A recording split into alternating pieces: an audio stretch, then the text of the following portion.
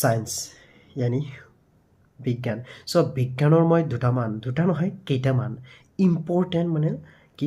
diagram यानी চিত্ৰ মই কৈ আছোঁ তোমালোকে ভালদৰে শুনিবা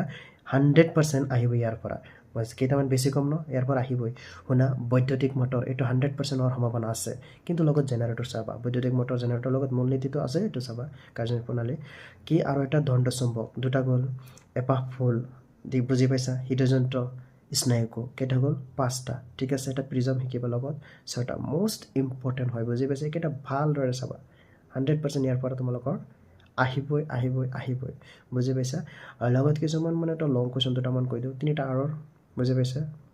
এনভাইৰনমেণ্ট চেপ্টাৰ যোনটো আছে তিনিটা আৰৰ বিষয়ে ক'ব লাগে ৰেডিঅ'চিটি ইউজ ৰিচাইকেল বুজি পাইছা আৰু এটা বাওঁহাতৰ সোঁহাতৰ মানে নিয়মটো ফ্লেমিঙৰ আৰু আছে বহুত আছে মই এইকেইটা মানে বহুত আছে নহয় কিছুমান আছে মই এইকেইটা এইটোত শ্বৰ্টত কৈছোঁ আৰু যদি লাগে তোমালোকে ক'বা মই বনাই দিম অ'কে